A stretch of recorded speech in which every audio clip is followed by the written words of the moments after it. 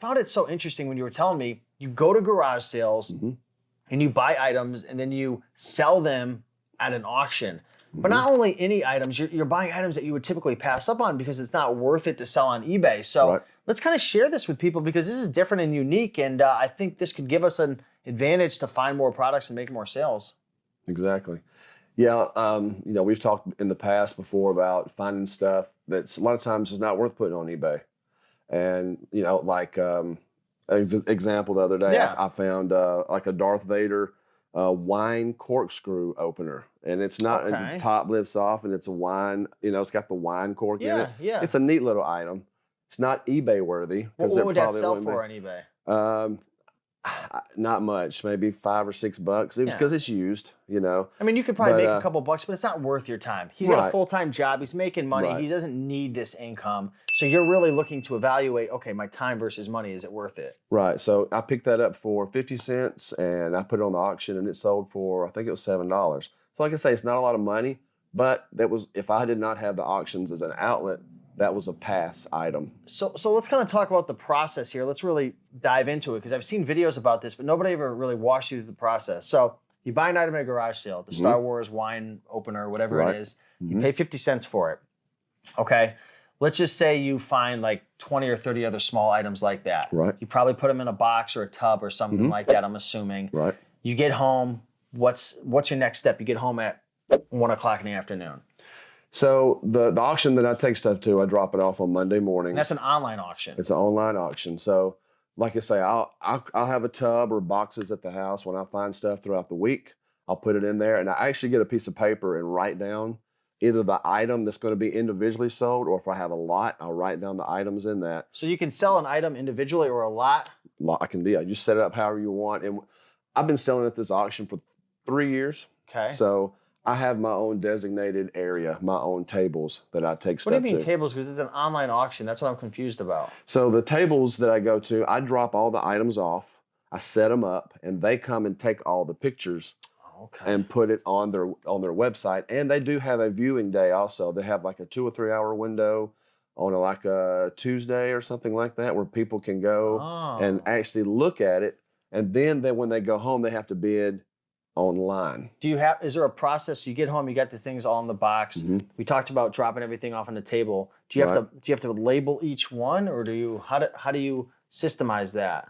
I do. I take index cards sometimes because, you know, when you see an online auction, a lot of times they'll just come and just take some pictures. And if you have a unique item that needs a little explanation, that even you're sure not, if they don't know what it is, I write a description on it, put it right next to it. Then they can even look it up.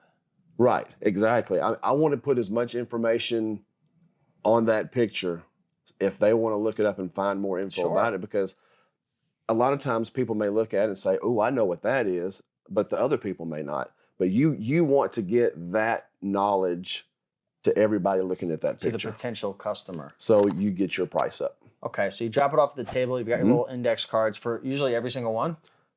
Probably 50%. You just slide it underneath the product on the table? I just kind of sit it right out in front. I kind of lay everything out for nice presentation. And once I get done, I bring him over there and say, here's all my items. And I just kind of go through and said, these are all individual. You know, these are close together because these are a lot. I just kind of explain everything to him. And then I'm done. So you're done. So then the guy who's working at the online auction is taking all the pictures. He lists them up.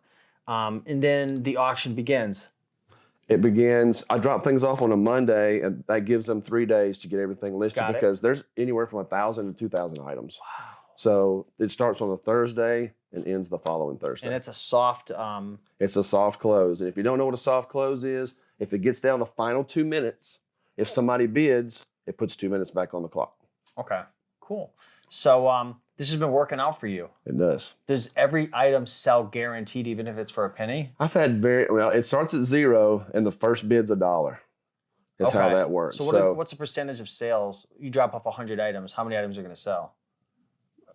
With me going there for about 3 years, at least 99 to 100%. Wow. Because I just know what to take up there. And what's the fee at your particular auction on a item that sells for less than $10 or something? It's 30% no matter what. Okay. So for that $7 item, 30% was $210.